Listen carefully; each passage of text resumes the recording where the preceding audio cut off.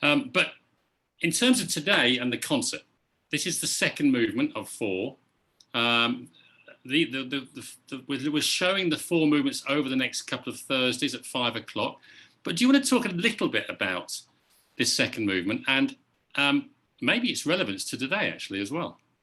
Yeah, absolutely. So it's just funny, we couldn't have even predicted that this would be the case. But when I wrote the second movement, I was thinking of this image of, just feeling like you're completely surrounded by chaos, but just kind of trying to just let that fall away and just hear the sound of your own breath.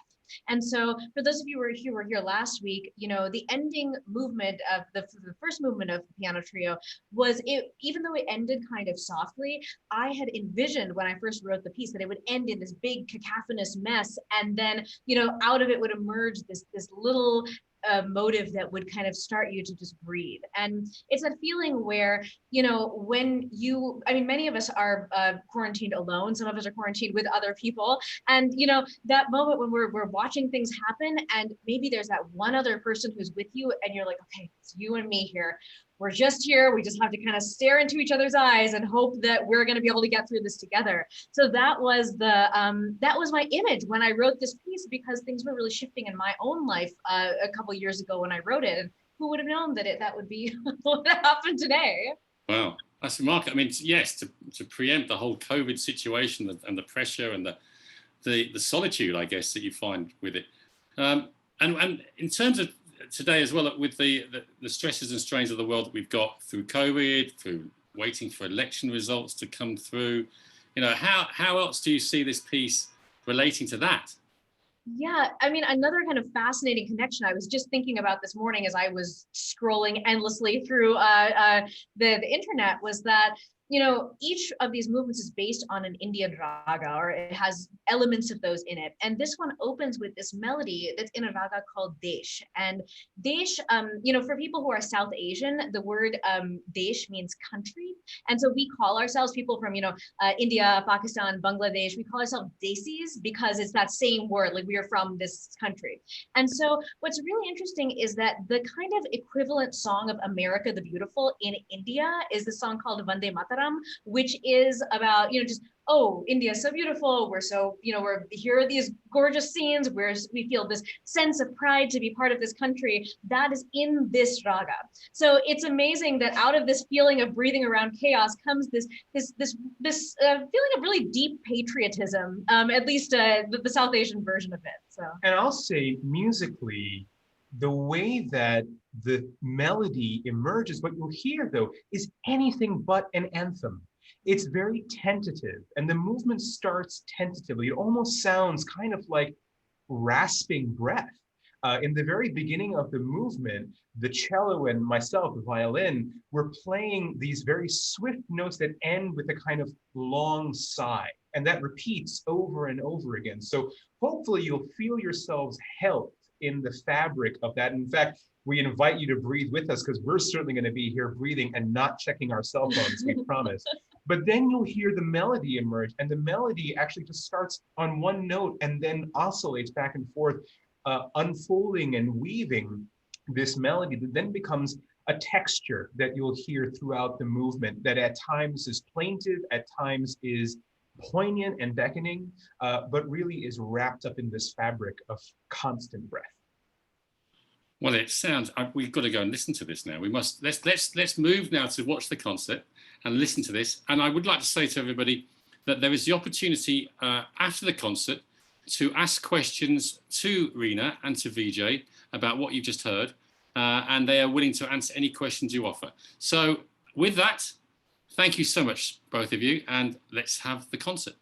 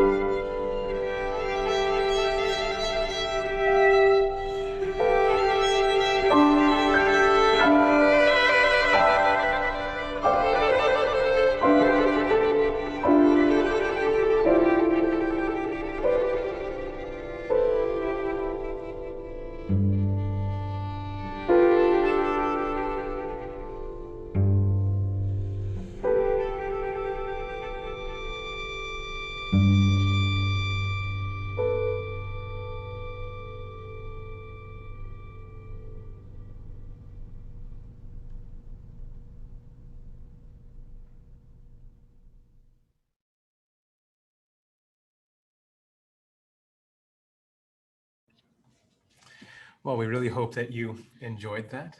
It's always a delight to be able to hear a performance again. And one of the memories that's coming up for me as I remember the performance we had at the Wallis was that we had an incredible audience of course, our friends from the Beverly Hills community, from the wider Los Angeles community, but many of our very, very dear friends, actually many of our friends from our childhood who had flown in from all over the country, people who we had grown up with, other Desis like us.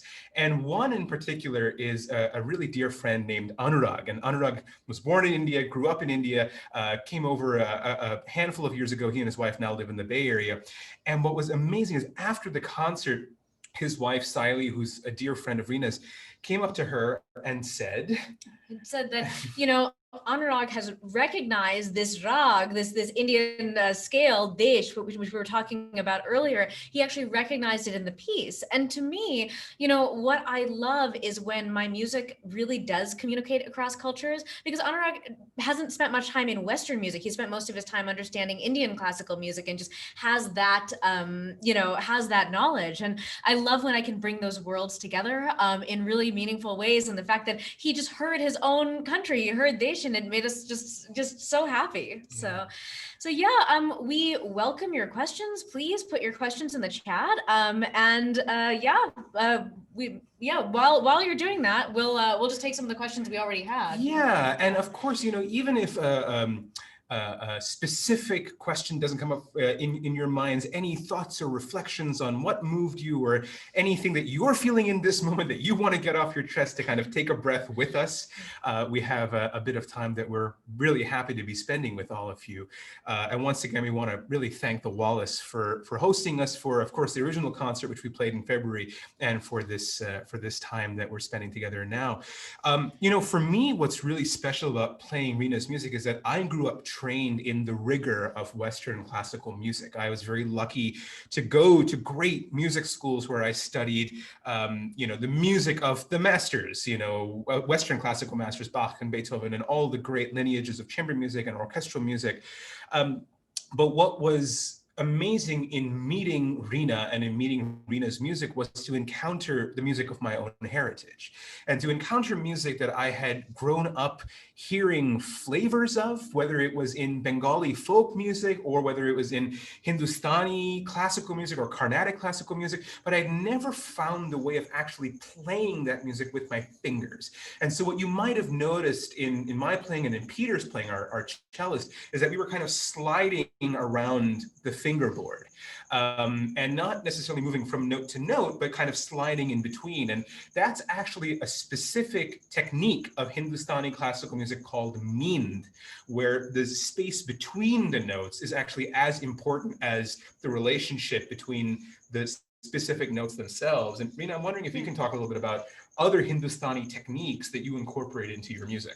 Yeah, I mean, there are so many. You'll hear there are these really quick kind of grace notey types of things. And there, it comes from the fact that Indian music is not really a notated tradition. There's not, sheet music the way that you would see for Western classical music. And so in a lot of ways, I sometimes say that if you were to take this conversation, these words that I'm saying to you, and try to notate the pitches of them on a piece of paper, that would be terrifying to do, but it's very easy to understand what I'm saying because, there's there's another way of understanding it besides just notating the sounds of it on a piece of paper. So for me, my journey was a little bit different. I mean, I think it was similar for both of us in the sense that we were raised in Indian and Desi household. So these ways of being were always in our subconscious, but it feels, for any of you who grew up speaking a language, just naturally grew up learning or bilingual, learning another language, sometimes it feels like it's not coming from your conscious brain. It's just coming from a part of you that's very intuitive. So that's kind of what the journey was for both of us. But for me, I actually studied in India. I did a Fulbright there in 2011, 2012, really got very deep into Indian music. And then when I came back, I actually studied with Lakshmi Shankar, who is the sister-in-law of Ravi Shankar until she passed away. I had studied with her for a few years. And, you know, that was an incredible experience of learning from her. She was so warm, generous, actually lived right here in Simi Valley. I mean, you wouldn't think that this amazing Indian artist just lived in our city, but she did. And since then, I've been just singing, studying, and trying to deepen my knowledge of the art. Yeah. Oh, we have some questions. Cool. So we have a question from Nupi Patel, which is, would you imagine scoring this for an orchestra or inviting in other Indian classical instruments in a next iterative or next generation of this piece? Yeah, actually, so a lot of my work deals with that space in between Indian and Western classical music. Sometimes it's just for Western musicians, sometimes it's just for Indian musicians, and sometimes it's for a combination of them both. So I have a lot of pieces where a sitar and tabla are actually playing in the piece along with an orchestra, or, you know, one of my favorite singers, Siley Oak, she will sing with a string quartet. So I do a lot of that. And then what I'm also starting to do is to take it kind of to a younger level, because, you know, these days, a lot of people who are of Indian heritage, who are raised in America, are raised actually studying Indian classical music and Western classical music side by side. They'll study one with their teacher or private teacher, and then they'll get the other in the school that they go to. And so, I mean, you know, for my generation, you kind of did one and, you know, then kind of discovered the other one later. But for this younger generation, it's embedded in them. So we want to kind of find a way that they can connect their traditions as very young people. You know, one of the things that I find myself constantly thinking about as a Western trained classical musician in encountering not only Indian classical music, but music of all other traditions, is to actually unlearn certain things, unlearn certain aspects of my training. And I think that sometimes being open to receiving the fabric of many different perspectives, whether it's Indian classical music or music from African traditions or from South American traditions, is to listen in different ways, right? And I think what anchors me so deeply, with a lot of love for Reena's music, but for a lot of love for music from many different other traditions, is that it actually changes the way that I play the core of my classical material, which is just to say, playing Reena's music makes me play Bach better. Right. And it actually gives me a different perspective to understanding how I play Western classical music. And I can only imagine the kinds of conversations that must have happened between composers like Dvorak, who was a Czech composer, and Brahms, who was a German composer. And at that time, Czech music or Hungarian music was seen as being kind of gypsy music, music that didn't belong in the concert hall per se, but these composers brought them in. So I look forward to those future generations where we're actually embracing Indian classical music and music of many different traditions as core to our vernacular, as music that just belongs in the concert hall. And so one of the ways in which I listen for these qualities and how to listen differently is actually by listening to the root of all Indian classical music, which is, of course, in the voice, right? And we have a wonderful question here from our dear friend, Nora Halpern. Hi, Nora, who asked if we would ever consider arranging this piece for voice. And I have to say, I'm very lucky to hear in Reena's studio her compose a lot of her music. And she is composing between her piano and her voice. And so she sings and has sung every single note that she composes. And I wonder if you can talk about that a little bit. I mean, it's funny because what I'll always say to people is, you know, when you're hearing a piece of mine for orchestra or for, you know, something that sounds very refined by professional musicians, there's always some terrible recording in my iPhone of me singing every line just beyond, it's like awful. And I'll just hack it out and sing it. But, you know, my Indian training is a vocal training. My Western training is as a pianist, which is kind of what I'm just realizing this as we're talking, is that it kind of, the piano trio marries those two things, because writing for piano feels very natural to me because I'm a pianist, and writing for string instruments feels very natural to me because of my Indian vocal training. So certainly it's interesting because there's another commission that I'm working on. I guess I don't know if I can probably just say this. There's a series of variations on America the Beautiful.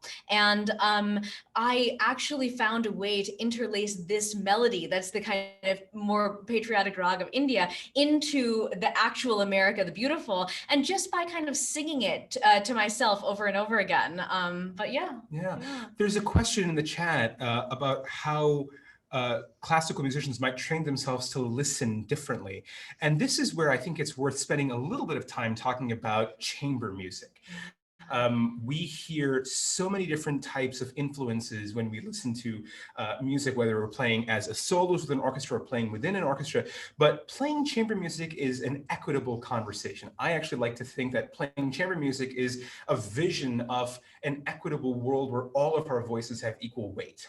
Perhaps chamber music is an amazing metaphor for democracy itself, because every single one of us as players had to have collaborative conversations, sometimes real disagreements with each other as we were collaborating, because we were advocating for our lines. We were advocating for the balance of our voices. And so sometimes you might hear that I would start a melody and then Peter would take it over and then Susanna would take it over. And so in that way, we actually had to get out of each other's way, but we had to get out of our own way as well. One of our colleagues and mentors says, listen louder than you sing. Yeah. And so I think it's the same metaphor here. Listen louder than we speak or we play. And in that way, we're making room for other voices while still contributing to the conversation itself.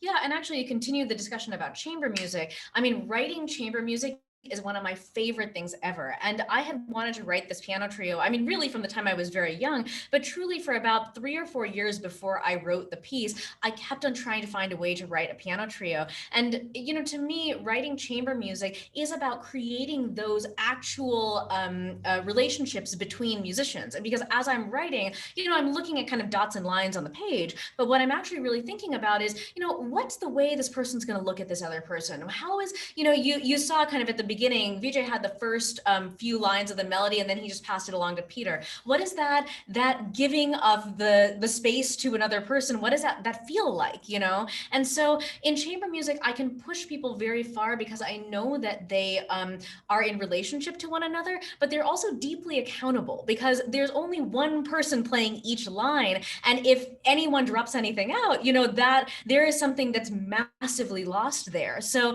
that relationship and that accountability is so important. And I love exploring that through chamber music. So we want to thank you once again for spending this half hour with us. Our video of this movement, if you'd like to watch it again, just went live on YouTube. And so there will be links circulated, of course, by the Wallis, to whom, again, we're very, very grateful. And we wanted to invite you to come back and join us next Thursday at 5 p.m. PST. And we're actually going to be joined by our incredible colleague, Susanna Bartal, who is based in Paris. She'll be calling in and we'll have a conversation not only about the incredible friendship between Reena and Susanna, which is legendary in its own right, but also in a conversation about the next movement of this amazing piece of music, which has reminiscence of Mendelssohn and of Ravel, and maybe even some Shostakovich as well, but all based in the context of Indian classical rock. And literally blood was shed in the making of the third movement. So just tune back in to see what happened. Seriously. Yeah. So we'd like to thank you all again for being with us. It's such a joy to be here, and be well, keep breathing. Yeah. Keep breathing. Thanks, everyone. Thanks, everyone.